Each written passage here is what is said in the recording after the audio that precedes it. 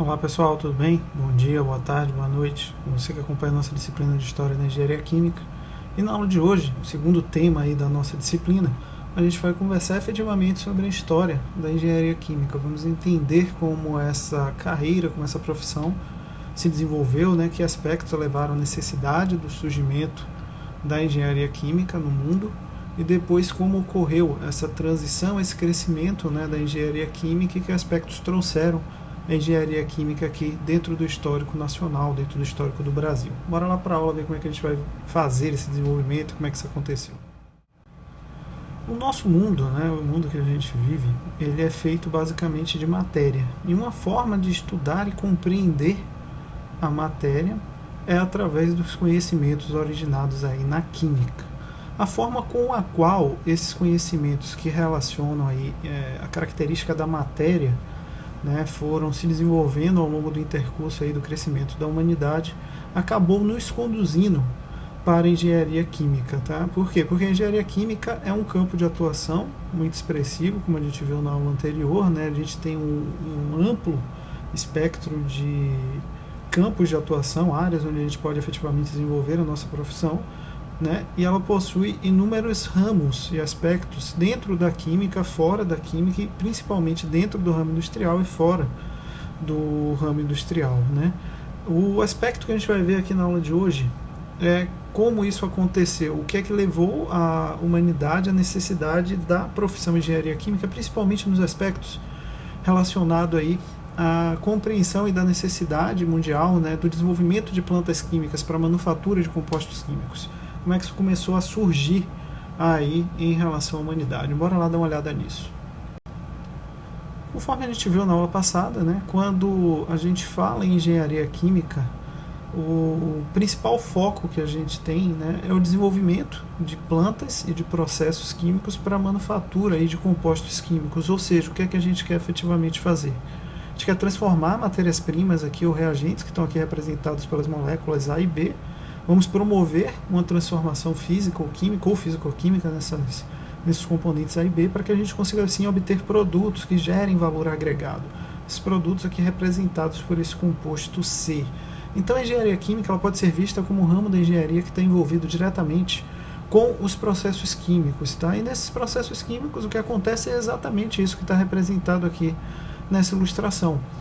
As matérias-primas elas sofrem modificações na sua composição, no seu conteúdo, no seu estado energético, no seu estado físico-químico, por meio de diferentes etapas de processamento, que são as transformações que estão sendo impostas aí de característica física, química, para garantir que os produtos sejam obtidos, né? E esses produtos, obviamente, eles precisam atender um determinado propósito.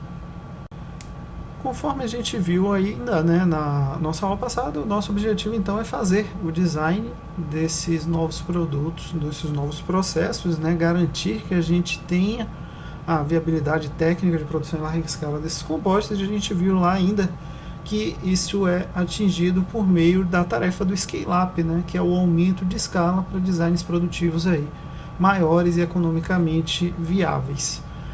Dentro desse aspecto, né, imaginemos que a gente tem um produto novo que tem muito potencial de mercado, ou seja, ele tem características boas de vendagem, né, a gente consegue introduzir esse produto no mercado e que ele é criado através de um processo químico, ou seja, a gente precisa impor uma transformação química a uma matéria-prima para que esse produto seja efetivamente produzido.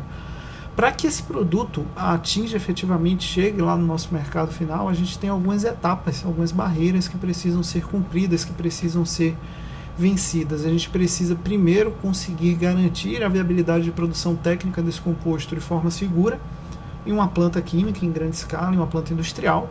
E o caminho, né, que se leva desde a introdução do conhecimento e a geração dessa informação inicial da viabilidade técnica e econômica até a implantação desse produto no mercado em si, isso se confunde com o histórico da engenharia química como um todo. É justamente isso que a gente vai falar um pouco agora, entender essa característica da geração da necessidade do scale-up na sociedade.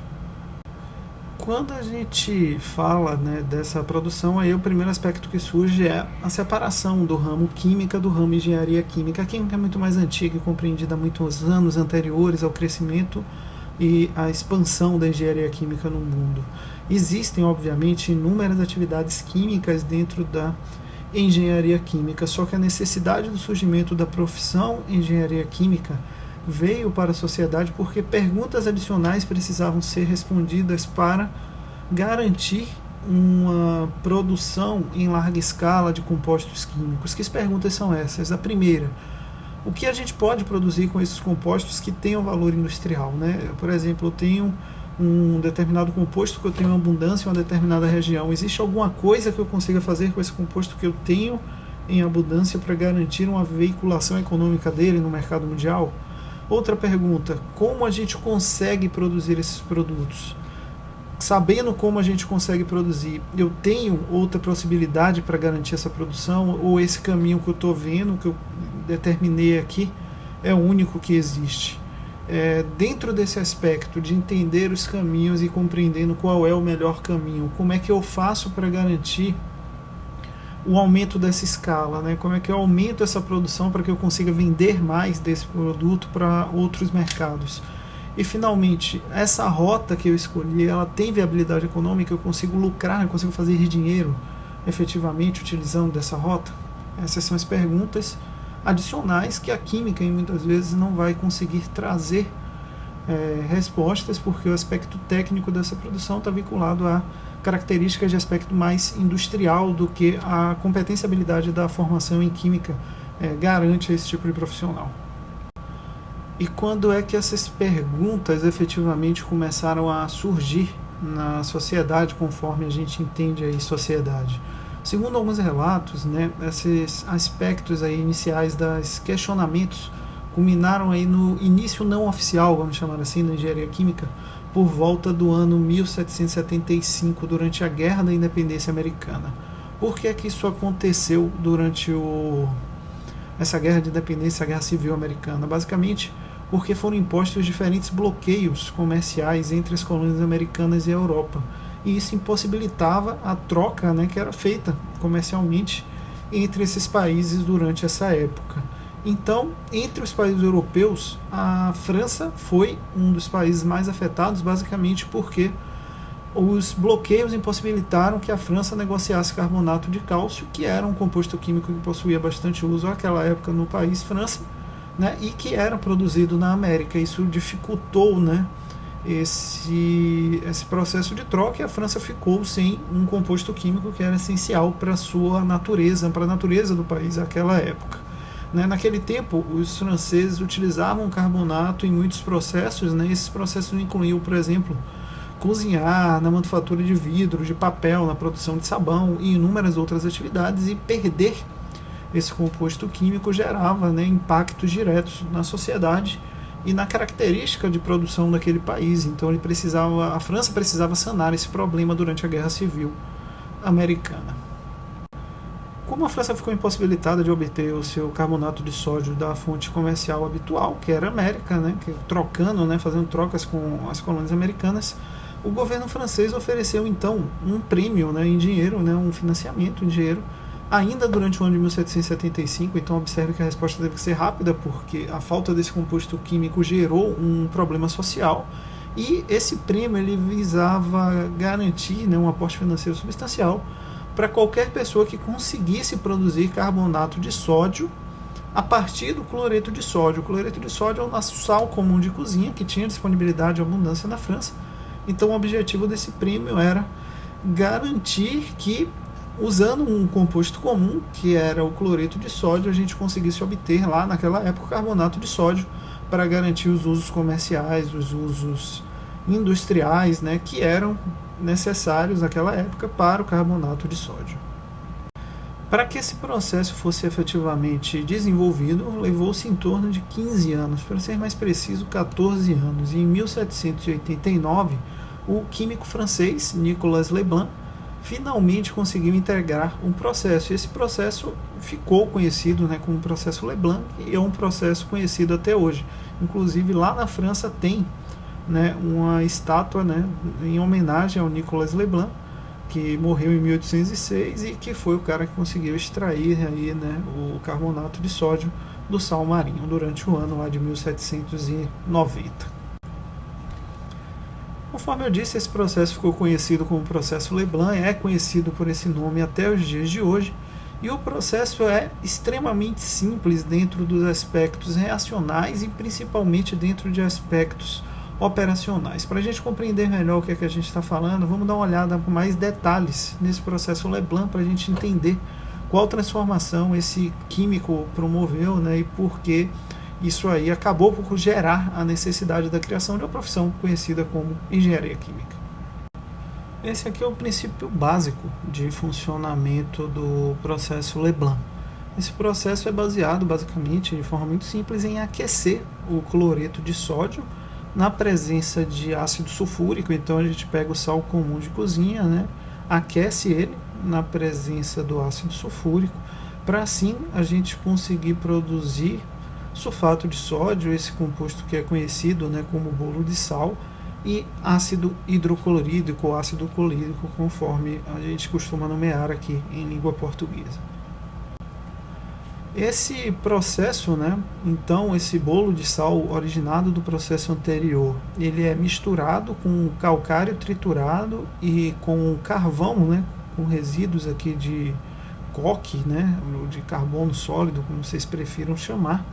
Então isso novamente é aquecido, né? A gente leva esses compostos aqui novamente a aquecimento, e com isso a gente consegue obter o carbonato de sódio e o sulfureto de cálcio, né? Esse sulfureto aqui ele é conhecido como cinza negra. Por fim, a gente vai para a etapa final do nosso processo, onde a gente tem a cinza negra, né? Que é ali um resíduo, né? A gente não tem interesse nesse composto cinza negra, ele precisa ser removido do nosso carbonato de sódio para que o carbonato efetivamente possa ser utilizado nas aplicações industriais de interesse, lá como era feito na França na época.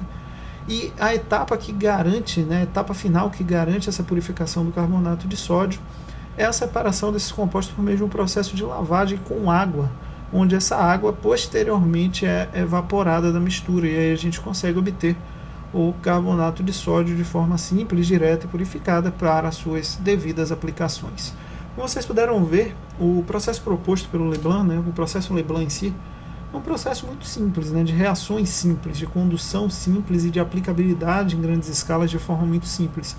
E esse tipo de pergunta que gerou, né, esse tipo de necessidade na realidade, que trouxe essa pergunta do governo francês, acabou por culminar na necessidade de geração de informação, de conhecimento nesse campo de aplicabilidade de reações em crescimento, em scale-up, para garantir a produção industrial, né, e a demanda de uma sociedade cada vez mais povoada. E por conta disso, esse foi o primeiro passinho que a gente deu aí rumo à criação da engenharia química.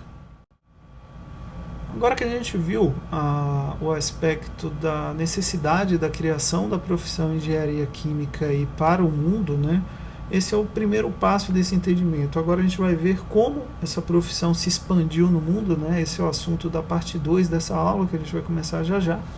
E esse é o objetivo geral dessa aula, mostrar para vocês que tipo de questionamento, né, trouxe à sociedade a visão da necessidade de uma nova profissão, que era diferente da química. Essa profissão era a engenharia química. Então aqui as minhas formas de contato, caso vocês tenham alguma dúvida, meu Instagram e o canal do YouTube, nessa aula está sendo vinculada, meu e-mail pessoal, e a gente se encontra na próxima aula aí da disciplina. Valeu, galera, até mais.